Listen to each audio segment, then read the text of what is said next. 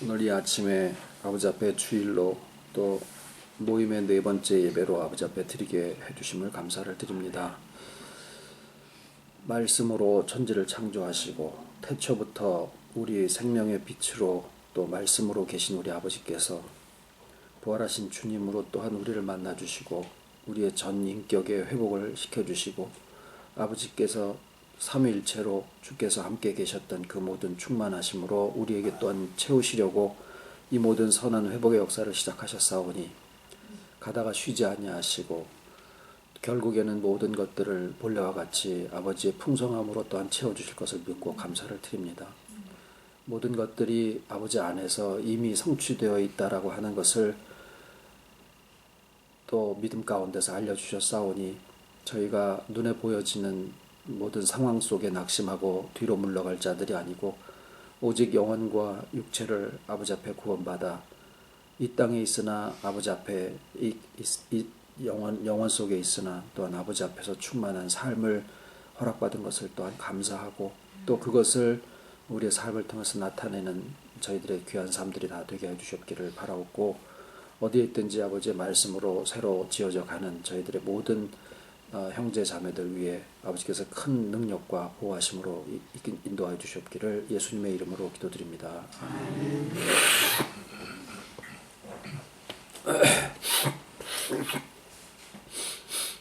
저희가 이제 나누는 말씀을 그 교회 홈페이지와 유튜브를 통해서 매주 이제 2번씩 올려놓고 있는데 저희가 아직은 뭐 이렇게 얼굴을 뵙지는 못했어도 말씀을 같이 나누시는 분들이 다수 있다고 알고 있습니다. 그런데 이제 그 중에 한 분이 이제 저희 말씀을 들으시고 많은 또 생각과 회복을 경험을 하고 계시다라는 말씀을 남겨주셨는데 들으시는 말씀 중에 이제 그 사람이 죽는 것이 원죄 때문이다.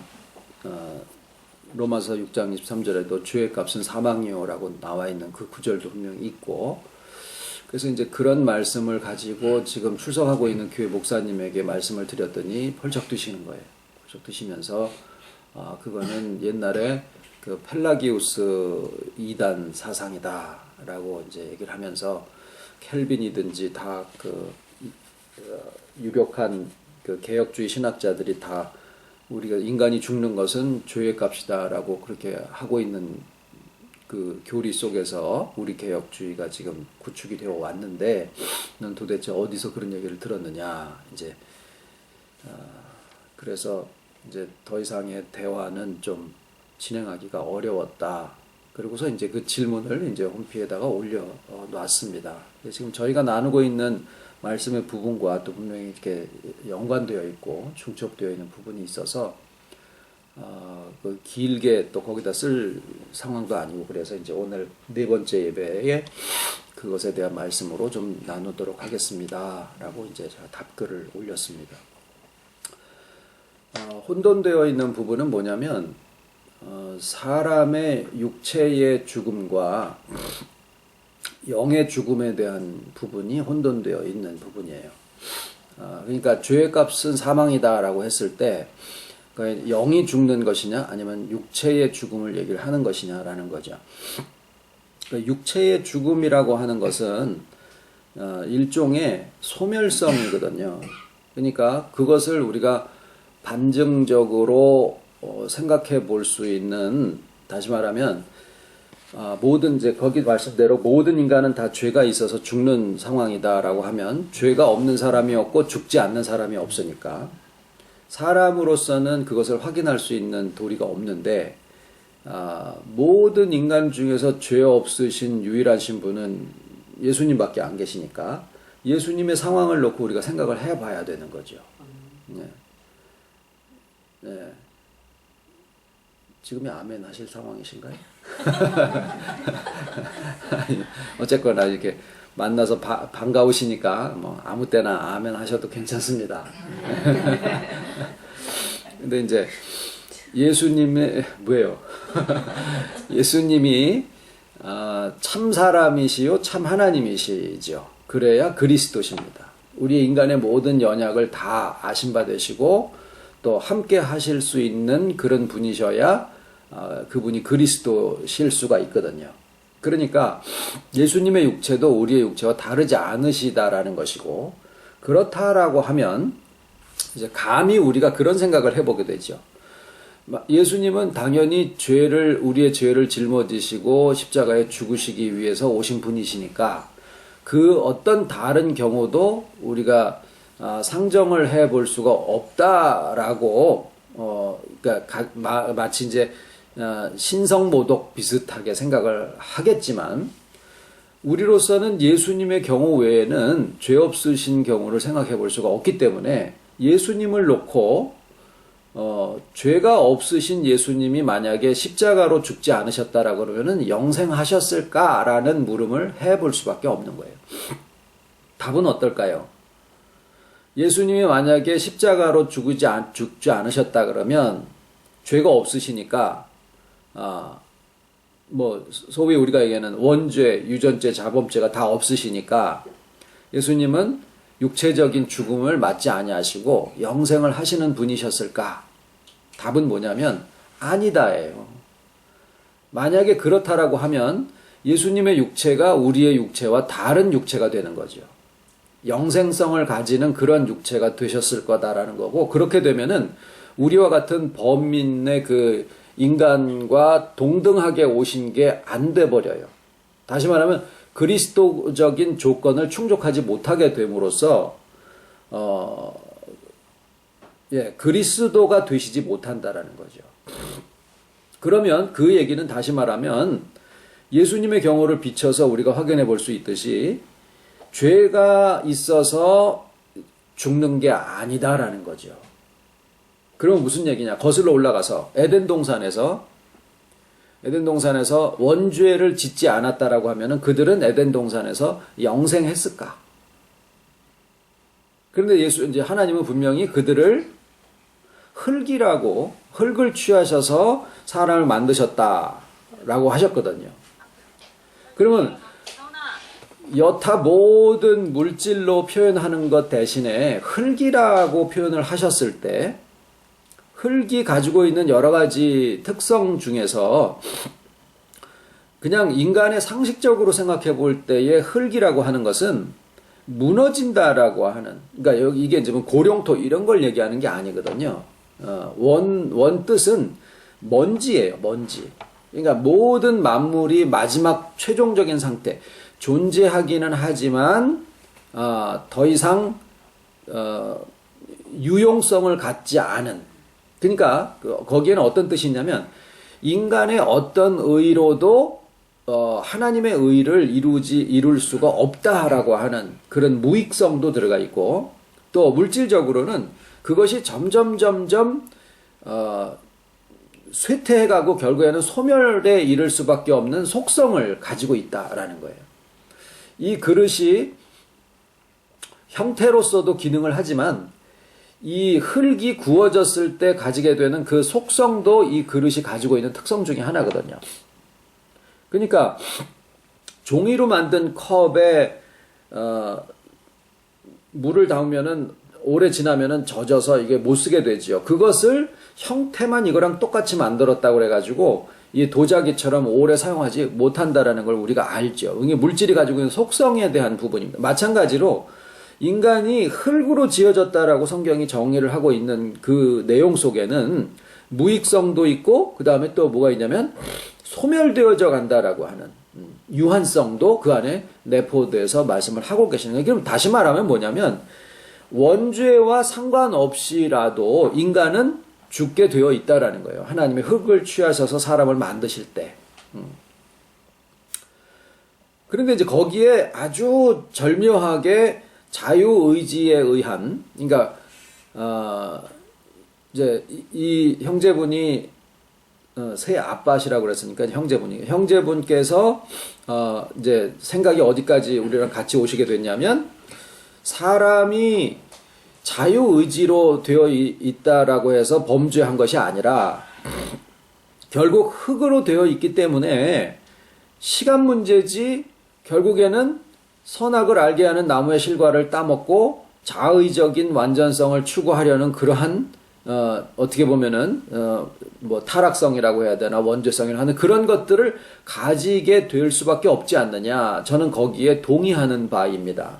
그러니까 어떤 그 동등한 조건상에서 하나의 선택을 잘못해서 원죄가 되었고 그것의 결과로 죽음이 온 게 아니라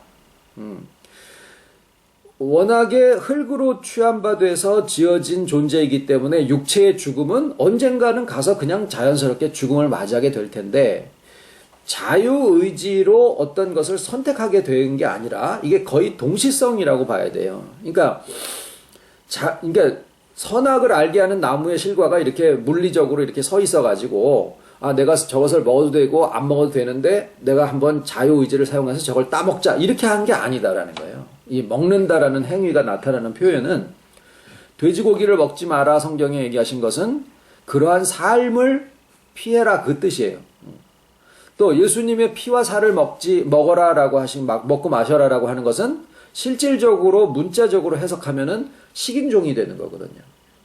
그러니까 성경은 분명히 영적인 해석을 해야지 되는 부분들을 가지고 있다라는 거예요. 그러니까 무슨 뭐 복숭아나 사과나 이런 게 선악을 알게 하는 나무의 실과가 되어 있는 게 아니라 그러한 삶의 태도를 삶의 방식을 나무라는 형태와 먹는다는 형태로 표현을 해주신 거예요. 그러니까 그들의 삶은 그들의 인생이고 인격이고 그들이 알고 있는 지식체계에 의해서 움직여지게 되는 것인데 선악을 알게 하는 나무의 실과를 따먹어서 하나님같이 완전해지겠다라고 하는 것은 오늘날 인간들이 종교성을 가지고 다 선을 추구하잖아요. 악을 멀리하고 선을 추구하고자 하는 그런 삶을 삽니다. 이 교회에서만 그런 게 아니라 나름대로의 다 이슬람교 아이시스도 전부 다 자기네들 나름대로의 기준에서 선을 추구하는 바가 폭탄 테러를 하고 그러는 거예요. 그러니까 그렇게 해서 다 추구하는 목적은 뭐냐? 신적인 완전함에 도달하겠다라고 하는 거예요. 불교에서 고행을 하는 것도 요가를 하는 것도 다 마찬가지예요. 교회에서 선을 계속 추구하고 악을 미워함으로써 하나님의 완전함에 도달하고자 하는 시도도 내나 똑같다라는 거예요. 그게 이제 일종의 종교성입니다. 뭔가 성취하자라는 거죠. 우리도 과거에 혈기를 죽이고 자존심을 꺾고 무슨 천품을 변화시키려고 하는 그런 시도를 계속적으로 반복하면서 그것으로 하나님의 잃어버린 형상을 내가 되찾는다라고 생각하고 그것을 뭐라고 표현하냐면 이룬다. 많이 이뤘어. 형제 많이 이뤘어. 이런 표현이 실상은 그런 종교성에 근거한 성취욕이에요. 선악을 알게 하는 나무의 실과를 따먹어서 하나님의 완전한 지혜를 얻고자 하는 그 내용과 같다라는 거죠. 나무 뒤에 숨고 또 무화과 나무 잎사귀로 치마를 해서 자기의 수치를 가리고 우리가 벗었으므로 두려워하여 나무 뒤에 숨었나이다. 이게 다 뭐냐면 사람들의 통계로 권력을 삼고 또 어떤 것으로 다른 사람들을 지배하려고 내 식으로 다른 사람을 지배하려고 하는 지배 욕구, 어떤 것을 소유해서 그것에서부터 자기 삶의 의미를 얻고자 하는 그런 소유욕, 이런 것들이 다 뭐냐면 하나의 삶의 방식이 된 건데 그거는 하나님과의 연합에서 얻어지는 충만함과 별개로 자기가 흙으로 되어 있다라고 하는 제한성과 소멸성을 인식하게 된 순간 가지게 되는 인간의 삶의 방식이에요. 이게 동시라는 거예요. 그러니까 육체의 죽음이 어떻게 흙으로 지어진 바 되어져서 무익성을 나타내시려다가 보니까 거기에 소멸성이 같이 따라오게 된 건데 그것이 마치 죄진 것에 대한 결과로 이 육체의 죽음이 온 거랑 왜냐하면 동시에 발생한 것처럼 보여지니까 그래서 이것의 결과가 이것이다 라고 얘기를 했지만 실상 이 육체의 죽음이 발생하게 된 것이 이 죄의 결과로 된 것은 아니다라는 거예요. 그래서 또 그게 이제 한 가지 오해고 또 한 가지 오해는 과연 죄를 무엇으로 정의할 것이냐라는 거예요. 네. 그 흔히들은 뭐냐면은 행동의 결과로 나타난 것이 하나님의 주신 어떤 계약에 위배됐을 때 하라는 것을 하지 않고 하지 말라는 것을 했을 때 그것을 죄다라고 얘기를 하고 그것은 지금보다 구약시대 바리새인들이 훨씬 더 철저하게 지켰습니다. 행위적으로 내가 흠이 없다. 율법의 행위로는. 그런데 그런 사람들에게 예수님은 오셔가지고 뭘 얘기하셨냐면 생각에서 나타나는 것도 다 죄다 하고 범위를 굉장히 자세하게 세밀하게 이걸 규정을 다시 세워놓으신 거예요. 그 이유는 모든 인간들을 죄인으로 정죄하기 위해서 하신 게 아니에요.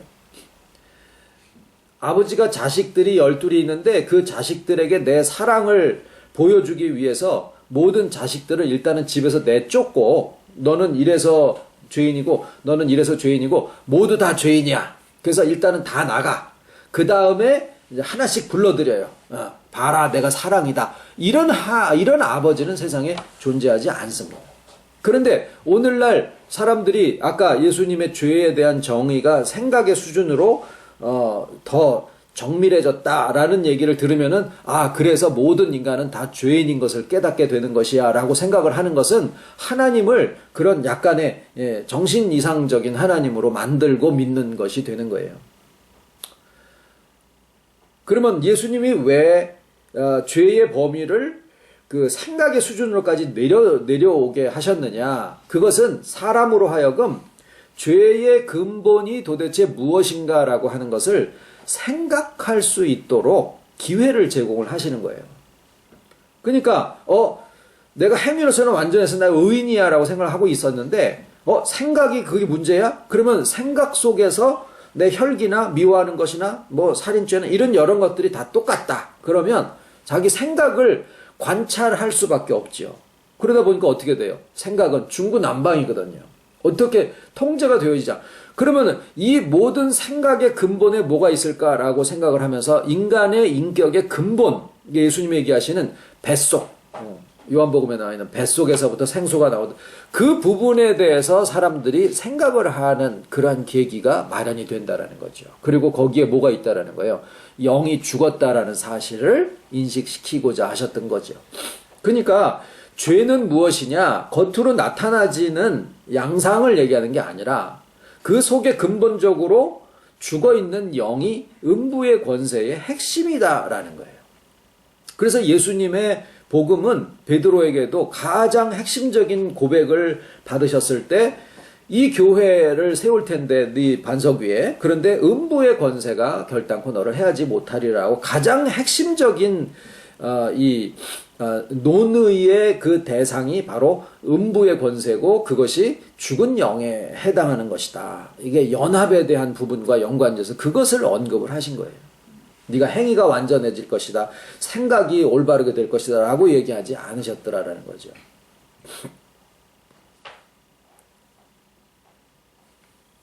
그래서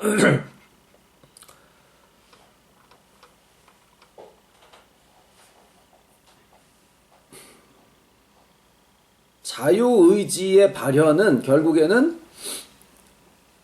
내가 이것을 선택할까 저것을 선택할까라고 하는 의지의 발상을 얘기하는 게 아니라 그 인격이 하나님에게서부터 떨어진 자기 자신이 흙으로 되었다라고 하는 그 흙의 존재를 인식하게 되는 순간 이미 영이 죽는다라는 거예요. 어떤 외적인 행위가 발생되기 전에도 이미 자유의지는 움직이게 되고 그 자유의지의 움직임 속에서 자기의 흙으로서의 존재를 인식하는 순간 영이 죽게 된다는 거예요.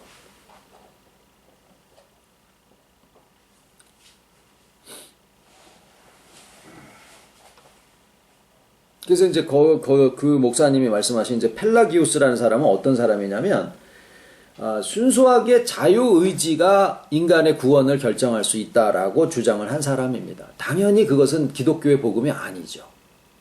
그러니까 오늘날 종교 통합을 이야기하는 사람들이 예수 이름으로 구원받는 것 아니래도 자기가 선하게 살고 그러면은 전부 다 인간의 구원에 이를 수 있다라고 이야기를 하는 그 주장과 동일한 주장을 했던 사람이에요. 그러니까 우리가 지금 그 펠라기우스가 누구냐 이런 것을 떠나서 그런 주장을 들으면 그거는 말도 안 되는 얘기야.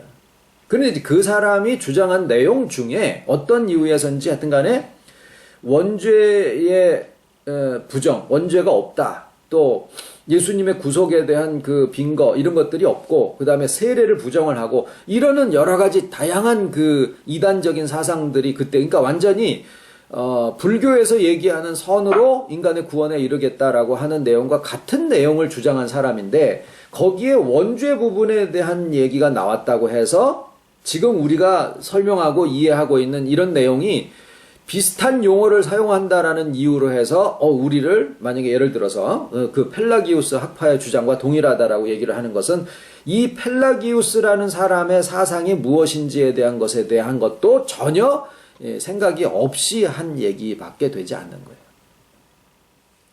만약에 새하늘과 새 땅이라는 용어를 신천지에서 사용한다고 해서 우리가 만약에 새하늘과 새 땅이라는 용어를 사용을 하면 우리가 이단이 됩니까? 그거는 아니라는 거죠.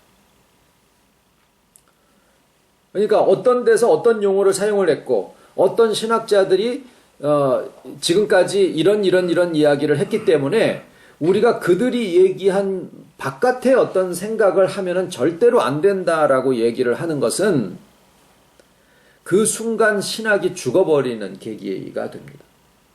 그래서 어저께도 우리가 이제 잠깐 말씀을 나누었잖아요. 우리는 모든 것을 다 질문을 할 수 있어야 된다라는 거죠. 그러나 그것에 대해서 사사로이 자기 기분이나 감정이나 경험에 따라서 그냥 성급한 결론을 내리는 것은 그건 또 굉장히 위험한 일이겠지만 그러나 어떤 2000년이 된 어떤 교리의 근본이라고 하더라도 그 가운데 오류가 있을 수 있다라고 하는 그러한 전제를 우리가 만약에 안 가지고 무조건 믿어라. 생각하지 말고 믿어라라고 하는 그런 신앙을 강요한다라고 하면 우리의 다음 세대들에게서도 결코 발전은 없고 회복의 역사는 근본적으로 일어나지 않습니다. 왜냐하면 이것은 옳은데 이 부분은 그냥 놔둬야 되지 않느냐라고 하는 그러한 발상이 초대교회에서도 굉장히 많았었어요. 율법은 지켜야 되지 않느냐, 할례는 받아야 되지 않느냐. 그런데 예수님이 오셔가지고 하신 것은 하나의 판이 다른 판이 되면 다 바뀐다라는 거예요. 왜? 신학은 7개의 그런 부분들이 서로 다 톱니바퀴처럼 다 맞물려서 하나가 돌아가면 다른 쪽에 있는 것도 같이 돌아가게 그렇게 구성이 되어 있거든요. 내가 간이 안 좋으면은 다른 부분도 다 같이 연쇄적으로 반응이 일어나는 거나 마찬가지 현상이 이 신학 안에서도 왜? 창조하신 분이 몸을 만드신 원리나 마음을 주장하시는 원리나 신학의 원리나 온 우주가 움직이는 원리가 다르지 않다라는 거예요. 그래서 모든 부분에 대해서 우리가 지금 다 다루고 오고 있고 어떤 사람이 가지고 있는 어떤 생각 속에서 나오는 궁금증이라고 하더라도 그것을 놓고 같이 생각해 볼 수 있는 일단은 분위기가 되어져야 된다라는 겁니다. 자, 이제 오늘 이제 우리 모임의 마지막 예배 시간인데 지금 이제 우리가 생각해 보려고 하는 것은 말 그대로 좀 생각을 같이 나눠 보시는 그런 시간이 되기를 바랍니다.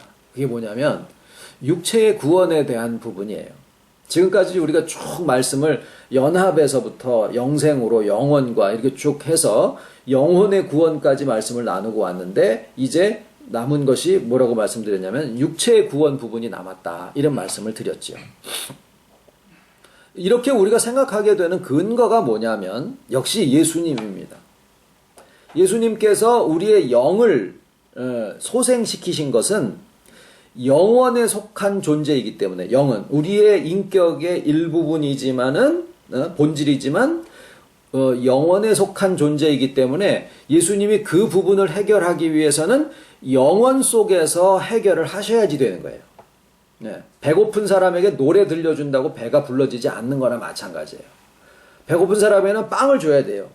마찬가지로 영의 문제는 영으로서 해결을 하셔야지 예수님의 육체가 죽는다고 해서 영이 소생하는 건 아니다라는 거예요. 그래서 예수님이 육체로는 죽임을 당하셨으나 영으로는 옥에 갇힌 영들에게 전파하시니라. 그 순간이 어떻게 된 거예요? 시간의 흐름이 존재하지 않는 영원 속에서 영으로서의 존재가 과거, 현재, 미래를 막론하고 모든 죽어있는 영들을 다 만나신 거예요. 그래서 2000년, 그게 이제 역사적으로는 2000년 전이지만 영원 속에서는 창세전이나 창조시나 아브라함 시대나 예수님 시대나 오늘 우리의 시대가 과거, 현재, 미래가 구분이 없으니까 거기에 예수님이 무덤 속에 계시면서 영으로 옥에 갇힌 영을 전파하실 때 우리 모든 인류의 죽은 영들에 대한 그 소생이 그때 다 이루어진 거예요. 단지 뭐예요? 하나님의 선택하심 가운데서 되어진 거죠. 그게 아니면 전파라는 말씀을 쓰실 이유가 없죠. 그냥 무대기로 한꺼번에 이렇게 표현을 하셨어야 되는 거죠. 그런데 그것이 시간이라는 그 흐름 속에서 역사라는 현장 속으로 들어오시게 되면, 이제 부활이죠. 들어오시게 되면, 다시 시간의 흐름 속에 사건이 원인과 결과가 딱 구분이 되어지는 과거, 현재, 미래의 인과 법칙 속에 딱 다시 이게 흘러가게 됩니다. 그게 영원 속에서는 과거, 현재, 미래가 없으셨지만은 현실 속으로 다시 들어오시게 되는 순간 시간적인 계산을 해보니까 얼마예요? 2박 3일인 걸린 거예요. 그래서 사흘 만에 부활하신 거죠. 자, 이제 우리가 궁금한 것은 뭐냐면 영혼과 육체의 구원 부분이에요. 우선 첫째로 영혼이 죽었을 때 소멸할 것이냐. 영혼이 그렇다면 영혼의 구원, 믿음의 결국 곧 영혼의 구원을 받음이니라 라고 되어 있는데 영혼의 구원을 언제 받느냐? 우리가 살아있을 때 받는데 그러면 죽는 시점에 영혼이 소멸될 것이냐 아니면 존재할 것이냐? 어디서 찾을 수 있을까요? 예수님의 말씀이에요. 돌아가시는 그 순간에 아버지여 나의 영혼을 맡아주옵소서라고 이야기를 합니다. 그 얘기는 영이 아니라 영혼이라는 그 표현에 우리가 주목을 해야 돼요. 성경은 분명히 영과 영혼을 일부러 구분해서 사용을 하고 있습니다. 근데 그 영혼이라는 것은 우리가 지금 여기에 있을 때 생각하고 결정하는 여러 가지 속에 어떤 부분이 구속을 받아서 영혼에 속한 부분으로 남게 된다라는 것을 그 안에 포함을 하고 있는 거예요. 그러니까 예수님이 영혼을 아버지의 손에 의탁을 하시게 됐다는 것은 죽으셨지만은 영만이 아니라 영혼 부분을 하나님이 맡아주신다라는 거죠. 그러니까 영혼이 그렇다고 해서 우리의 영혼이 식욕이라든가 어떤 기억이라든가 몸의 통증과 연관되어져 있는 그러한 아픔이나 이런 것들은 육체에 속한 부분이기 때문에 육과 분리가 되는 순간에 영혼에게서는 다 제외가 되어진다라는 거죠. 그러면 우리가 지금 살고 있는 인격 속에 영혼 속에 어떤 부분은 소멸성에 속하고 어떤 부분은 영원성 속에 속하는 부분이 있다라는 거예요. 그게 영혼의 부분이에요. 그래서 우리가 죽음이라는 현상을 겪었을 때 지금부터 죽습니다. 요이 땡 그래가지고 모든 기능이 일시에 중지되는 게 아니거든요. 육체도 뇌파가 멎고 뭐 동공이 열리고 뭐 이런 게 시간차를 두고 진행이 되는 일련의 하나의 과정으로 진행이 되는데 영혼도 마찬가지라는 거예요. 영은 안 그래요. 영은 죽었니 살았니 이거 두 개밖에 없어요. 단일성인데 영혼은 우리가 어떤 결정을 하나 한다라고 생각을 해보세요. 얼마나 많은 요소들이 그 뒤에서 작용을 하겠습니까? 작용을 해서 결국에는 최종적인 어떤 선택을 하게 되는데 그 선택을 하는 이면에 있는 그 수많은 요소들이 다 하나의 국가처럼 되어 있는데 국가가 망해도 요이 땅 오늘부터 3,500만이 몽땅 다 멸망받는다 이게 아니다라는 거예요. 나라는 망해도 삼성은 살아남을 수도 있는 거고 이런 얘기예요. 개인은 살아남을 수 마찬가지로 우리의 혼이 죽음이라는 현상을 맞았어도 그 영원성에 속해 있는 영혼은 하나님 앞에 남게 되고 반대로 불신자들의 영은 어떻게 되느냐 하면 영이 죽어 있고 그 다음에 나머지 중에서 영원성에 속한 부분은 영이 죽어 있으니까 영원성에 속한 영혼이라는 부분은 없는데 영혼 속에 속한 게 없는데 거기에도 영벌 속에 들어가는 누가 있느냐면은 자신이 있다라는 거예요. 자신. 자아가. 그런데 그 인식이 죽은 영과 더불어서 자기 속에 영원 속에 속하지는 않지만은 자라는 부분이 남아서 이 남은 부분이 죽은 영과 더불어서 영멸의 그 고통 속에 존재하게 되는 게 이제 지옥이다라는 말씀을 드렸죠. 반대로 우리에게 영혼 부분이 있고 그 다음에 자기가 자기 자신을 나라고 인식하는 그 나 자신이 육체에서부터 분리가 되는 순간에 나도 있고 영혼의 영원성도 남아있고 영은 소생이 됐고 이 부분이 영원한 충만 속으로 존재해가는 이것이 이제 천국의 표현이라고 볼 수가 있는데 이제 말씀을 드리고자 하는 것은 뭐냐? 육체라는 거예요. 육체. 왜 이 말씀을 드리게 되냐면 예수님이 분명히 시간 역사 속으로 다시 들어오셨을 때 부활하셨다. 그리고 그 부활하신 상태가 나사렛 예수의 인격이 아니었었거든요. 그러니까 나사렛 예수로서 또다시 막달라 마리아가 와서 터치를 하거나 이렇게 하려고 그랬을 때, 야, 그러지 마. 그런 관계가 아니다라는 거예요. 그런 상태도 아니고. 그러면은, 그때 소생하셨을 때 보여주신 예수님의 변화체의 모습. 그 변화체의 모습이 어떤 제한성이 없어진 모습인데 이 제한성이 없어진 모습을 지금까지 우리가 표현한 바로는 뭐라고 할 수 있냐면 영원성이라고 할 수 있다라는 거예요.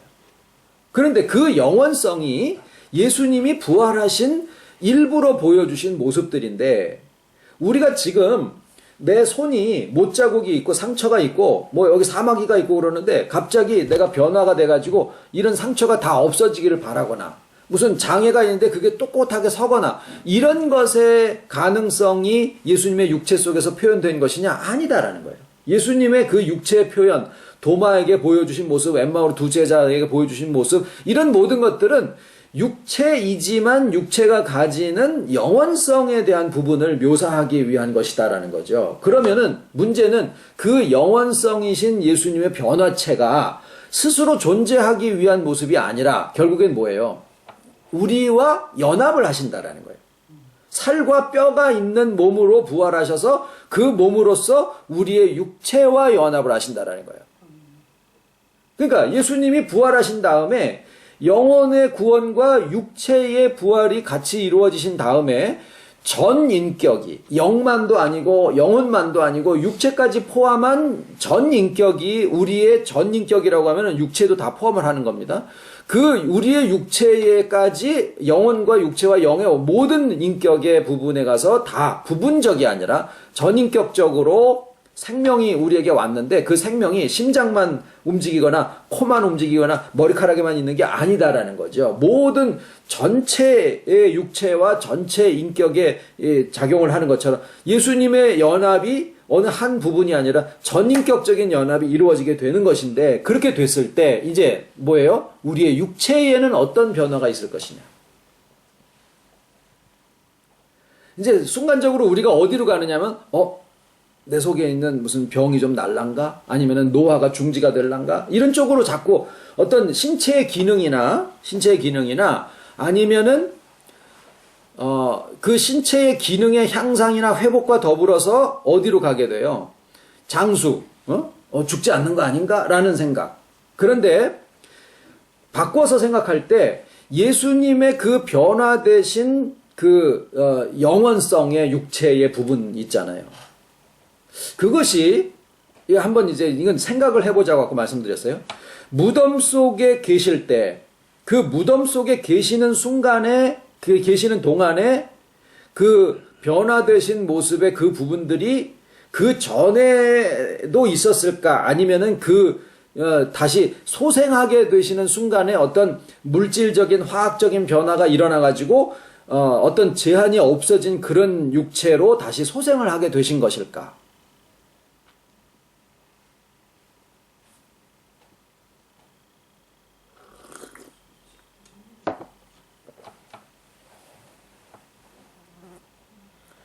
영원성은 틀림없이 예수님이 그리스도적인 연합으로 하나님적이시면서 인간의 모든 참사람 참 하나님으로서의 연합을 이루실 때 그것은 어머니의 태에서부터 이미 연합이 되어진 상태에서 그리스도적인 연합으로 계셨을 거다라는 게 우리의 믿음이에요.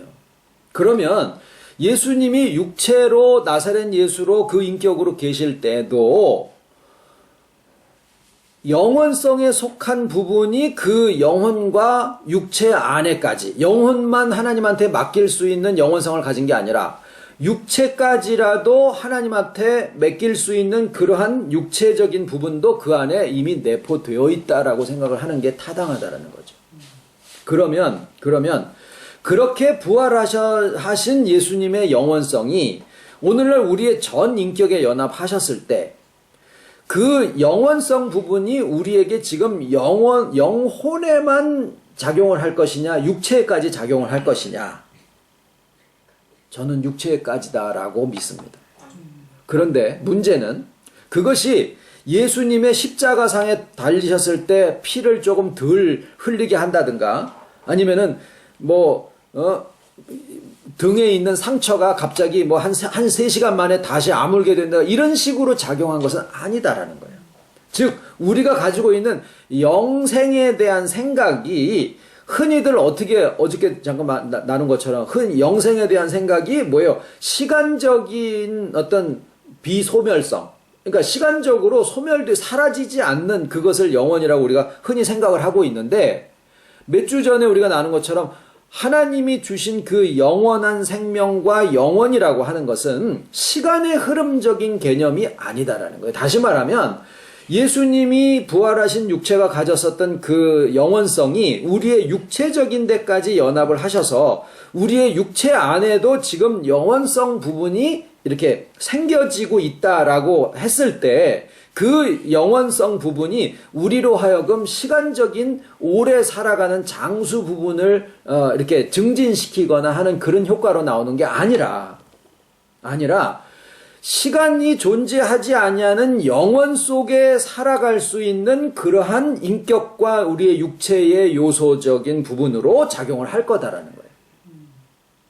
그래서 우리가 지금 여기에 우리가 이렇게 말씀을 나누면서 우리가 생각에 지식에까지 새롭게 함을 입으면서 우리의 무엇이 증가될 것이냐?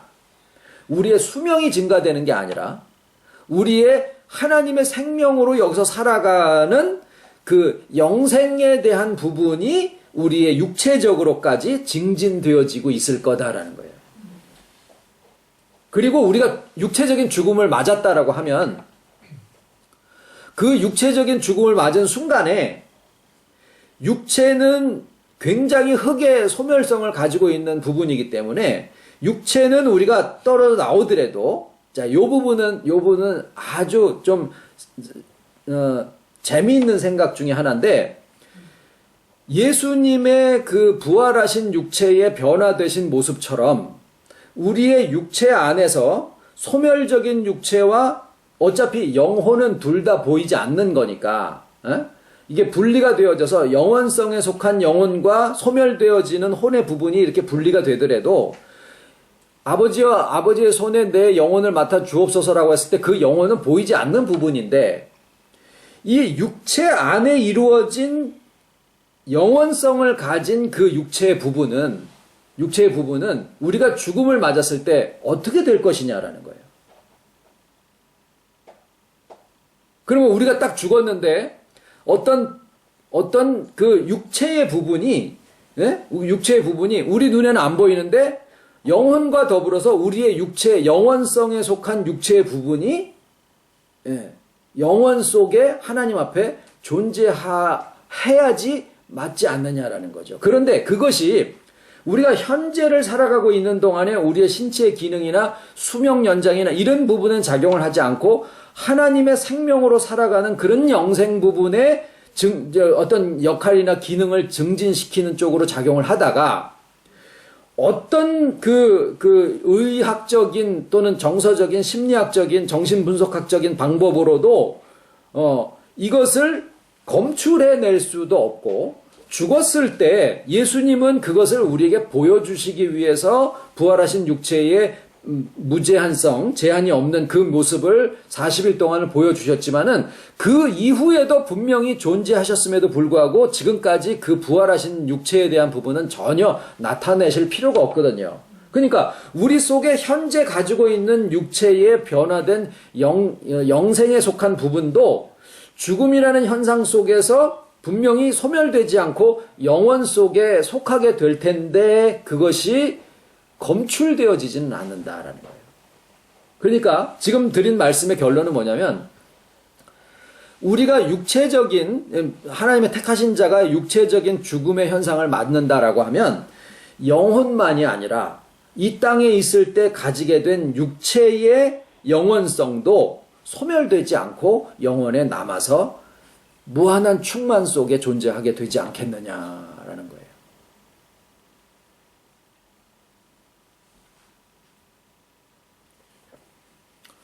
예. 그래서 이제 다 어떤 하나의 지식에 대한 생각들입니다. 그리고 그것이 실제로 하나님의 영생의 어떤 그 인격과 그런 기능이, 작용이 우리의 현재에 살아가고 있는 인격 속에서 어떠한 효과로 이것이 나타나게 될 것이냐라고 하는 것은 미지수예요. 사람들마다 다 다를 수도 있어요. 생명을 가지고 있는데 그 생명이 어떤 사람은 음악을 잘하게 하는 방향으로 나올 수도 있고 미술을 잘하게 할 수도 있어요.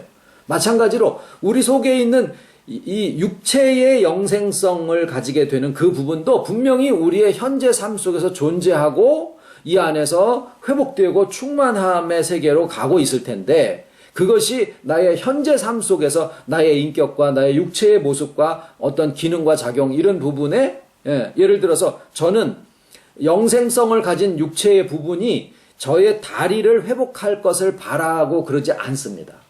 상관이 없어요. 다리가 하나 잘라져서 없거나 눈이 안 보인다고 하더라도 내 육체가 가지고 있는 하나님의 영생성의 기능은 얼마든지 충만해질 수 있다라는 거죠. 주님 가르친 기도로 이걸 마치겠습니다.